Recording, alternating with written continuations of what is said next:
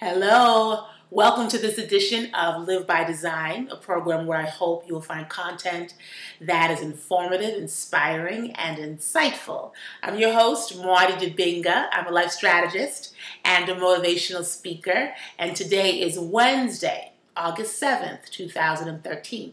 And today's a very special day because my niece turns 6 today. So Mzuri, Dabinga, wherever you are, I hope you're having a fabulous day. Auntie loves you, and I wish you many, many, many more birthdays to come. Also, today's a special day because I am rocking my Origination Cultural Arts Center t-shirt today. Next week, I'm traveling with 4 members of Nia Dance Troupe, Origination Senior Company. We're going to New York for a week of dancing. We're going to be taking classes and going to workshops, and so I thought I would, get in the spirit by sharing and wearing my shirt for Origination today. So, how are you? How's everything in your world? Hopefully, it is going well for you. This week, it's going well for you. It certainly is going well for me.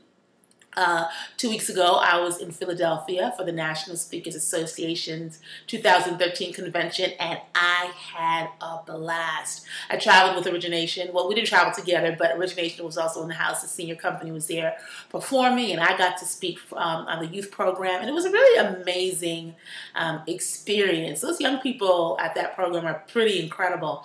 And I have to admit, it was a little bit of a challenge for me initially because, these children, their parents are motivational speakers, the life coaches, some of the best in the country, some of the best in the world. And so the messages that I share, the lessons that I often share about getting your mind right, get your game tight, watch your crew, these are things, they've heard this stuff for breakfast. They've had this stuff since they were children. They have it over breakfast, over dinner, over coffee. Their parents sort of drill these lessons into them on a regular basis. So there was a point when I was thinking, what do I have to offer these kids? They know it all already. But I went through my speech, my workshop rather, and afterwards had an opportunity, a couple of the young women who were in attendance, pulled me aside and I spoke to them for about maybe 45 minutes. And what I discovered was that no matter how gifted a young person is, no matter how loved a young person is, and no matter how much information they've been given, no matter what age, no matter how much self-esteem, how much love that they have, they're human beings, and we cannot inoculate them. I cannot make them immune. We cannot make them immune to some of the heartbreaks of life and to the disappointments and those bouts of self-esteem. There's still spaces where low self-esteem can sort of creep in, or doubt can sort of creep in. And so rather than seeing the work that I do as a way to make them immune and to protect them from the slings and arrows of the world, what I've really come to understand and realize and really respect is that I am just offering tools. Any other life coach, life strategist, spiritual teacher, whatever, all we can do are offer tools so that when a young person, or an adult for that matter, finds him or herself in a situation where they are feeling uncomfortable, they are feeling some doubt, they are feeling some shame, guilt, whatever that may be, that they have tools to fall back on. They have something to utilize to get them back on track. This was a really powerful lesson for me because, I'm the aunt of 9 nephews and nieces, and we got one on the way. And one of my biggest motivators in doing this work is I want to support and protect my children, because those aren't my kids as far as I'm concerned.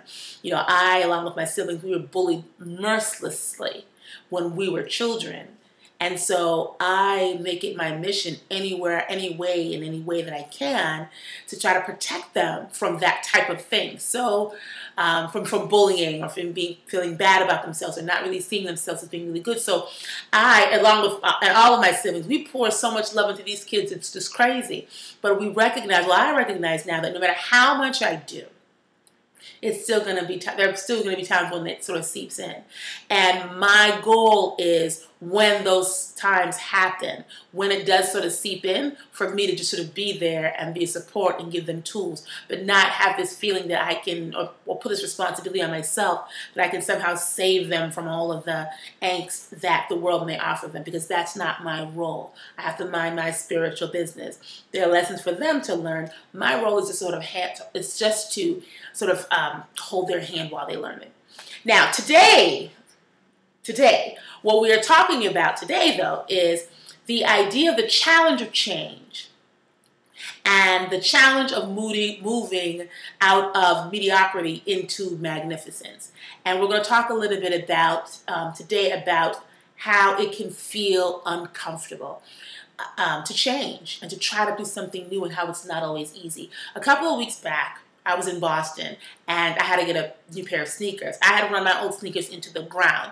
I looked it up online just for the show. You're supposed to, after maybe 300 to 400 miles, change your sneakers or your running shoes, wherever you are in the country. I say sneakers. And I didn't do that. I have been running on those sneakers for a good long time, so much so that the arches just completely wore out of them. But they were just really, I thought, really comfortable. Now, yeah, my knees were hurting a little bit sometimes when I would run, and I would get a little pain in my back. But I just figured, no pain, no gain. That's what happens when you run. I finally decided to break down, because I don't like to shop. I don't like to spend money, and anything that involves me having to be out on the street and trying things on and all that stuff, I can't even bother. I'm in the process actually of thinking of hiring my cousin Ngolela to be my stylist, because this whole shopping thing, I just can't get down with it. But I digress. Anyway, so I go into DSW, and I'm trying on all these shoes, and they all were killing my feet. I wear size 10.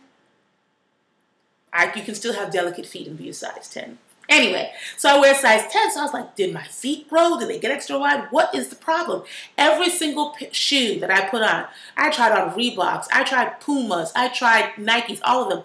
They were killing the bottom of my feet. And so I was about to give up, literally, because I was getting so frustrated. And then, I don't know from where, maybe it was divine intervention or grace, it occurred to me that it wasn't, that the shoes weren't hurting my whole foot. They were hurting my arches. And what occurred to me is that in the process of running those sneakers into the ground, I had run down the arch support. So the sneakers that I was putting on, the new ones, the ones that were better for me, the ones that were going to enhance my running, they were hurting me because my feet had grown so used to those run-down sneakers that the arch support in each one of those sneakers was killing my foot. So when I finally came to that realization, I was like, oh, I get it now. They hurt because these are the right size shoe. This is where my foot should have been all along, not in those old raggedy, sneakers that I had worn down to the ground. So I finally picked up this nice pair of Asics. This is not an advertisement for Asics. I just like these shoes because they really fit me well. And yes, the arches were hurting, so I told myself, Muadi, I said, I'm going to take them home, try them on for, just walk around with them like outside. If they continue to hurt, I was just going to bring them back. Well, guess what? I get home. I put the shoes on. They hurt me for about a good 10 minutes. I started to walk around the house. Then I went and walked outside, and the shoes settled right in. It was like maybe a few more minutes of discomfort, but eventually my foot settled into the shoe, that arch support underneath. It's like heaven on earth. Now I've been running, I've been jogging, and when I say running now, really running, not just my usual little, jog that I do from time to time, and my feet don't hurt. Not only do my feet not hurt, my knees don't hurt like they used to when I was jogging with those old shoes. And my back doesn't hurt. So the point is that whenever you're moving from mediocre into your magnificence, in my case, in this example, in this very practical example, from an old tired running shoe to some shoes that really support me, right? When you're moving from mediocre to the magnificent, it's going to be uncomfortable. That change that you feel, you're trying to configure your body, configure your mind, configure your behaviors into something new. It is going to be uncomfortable, whether it's trying to move away from an addiction, move into a new type of just behavior in general, move into a new job, a new, more exciting job, let go of an old relationship and come into something greater. Whenever you make the decision that you want to go from just sort of half stepping or half being there or living in a subpar way into something greater, you are going to experience a little bit of discomfort. It's not always going to feel good initially. And you might be tempted to go back to your old ways. Because I was tempted when my arches started hurting in my old shoes. I was like, I'm just going to keep my old shoes. At least I can stand up in them and they don't hurt me. But once I made the decision, first of all, once I recognized, oh, this is why it hurts. It hurts because these are really good shoes. These are the shoes that my feet are supposed to be in. But I've been settling from being these mediocre, nasty shoes because it was easy. It was convenient. It was comfortable. I didn't have to address my deep dislike for shopping. I didn't have to address the fact that I find shopping to be very inconvenient and annoying. And so I chose for a long time to stay in that space of having my feet not being in an optimal space and not in an optimal shoe because I didn't want the inconvenience. I didn't want the discomfort. I didn't want to go out of my way. And once I made the decision to move into something greater for my feet, right?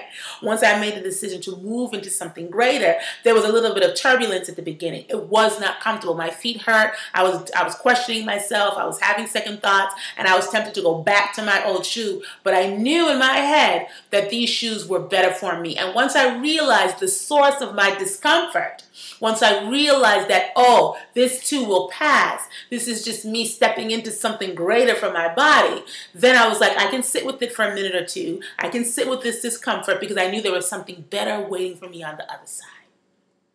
That's what we're talking about when I talk about the discomfort of change. When we talk about the importance of moving from the mediocre into your magnificence, you're going to experience some discomfort. You're going to experience a little ache, a little pain, a little bit of questioning, wondering, is this working, is this not working, okay?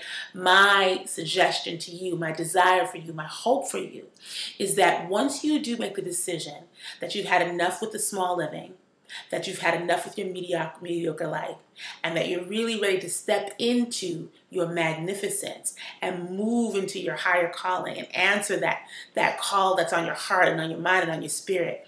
Once you make the decision to do that, when you start to experience a little bit of constriction, when you start to experience that little bit of discomfort where it's not feeling so good, it's not feeling so easy, I want to encourage you to keep it moving, to stand in it, stand in that discomfort, with the knowledge that this is better for me and there's something better waiting for me on the other side. Don't stay in what's familiar. Don't stay in what's comfortable. Don't stay in what you've always known or what you've known for a long time just because you're not willing to take the risk to step outside of your comfort zone into something new. And once you do make the decision to step out into something new, don't retreat back to your old ways just because you feel a little bit of discomfort at the beginning, okay? Anything worth having is going to take some work. Anytime you are trying to move yourself to a higher level, to a higher plane, you're going to feel a little bit of that turbulence. It's like when a plane takes off, right? At the beginning, we talked about this in a video before. At the beginning, there's some rumbling, there's some discomfort, there's some shifting happening. But once you get in the air, it's like butter, right? It's like smooth sailing. So no matter what you're going through, whether you've gone back to school, maybe you just left an old relationship, maybe you just started a new job, whatever that is, maybe you started a health plan, you're trying to get healthy, be comfortable with the discomfort. Get comfortable with it. Expect it. Sit through it. But recognize the fact that it feels uncomfortable. This newness feels uncomfortable because you have become acclimated to mediocrity. And in order for you to get into that space of magnificence and then acclimate to that new higher plane, that new higher vibration, you have to sit in this discomfort for just a little bit. That's why a lot of people stop anything before they really get started because they can't stand the discomfort. But you're better than that, I think. I think you're stronger than that, okay? So this week, I want you to think about an area in your life where you want to really improve, where you really want to take off. I have like 5 areas in my life that I'm trying to work on right now. Think about where you're trying to go. Think about your desire to really step into your greatness, to really, as a Mekong, my brother would say, grow into that greatness. And ask yourself, look around, where am I comfortable? because the juice doesn't happen in your comfort zone. We've heard this a lot. The magic doesn't happen in your comfort zone. It happens about 3 feet outside of your comfort zone. So get comfortable with the challenge of change. Make a decision to move out of the mediocre into your magnificence. Recognize that it's going to feel uncomfortable at first, but that there's something greater for you waiting on the other side. Okay? So that's my message for today. I hope you have a fabulous week. I know that I'm here in D.C. visiting the girls. I'll be in Boston soon. After that, I'm going to be in New York. Hopefully, I will be able to catch up with you. If you're in Boston on December 28th, I'm having an event called Upgrade Your Life at Roxbury Community College Main Stage Theater. Details are coming out soon, but I hope that I will see you there. If I don't see you there, I want to encourage you to bring the best of who you are, of what you have to offer, into any situation you find yourself in. Anyone you encounter, let them see the best of who you are, because they and you deserve no less. All right? Have a great day. Have a fabulous week. And I'll see you very soon. Bye-bye.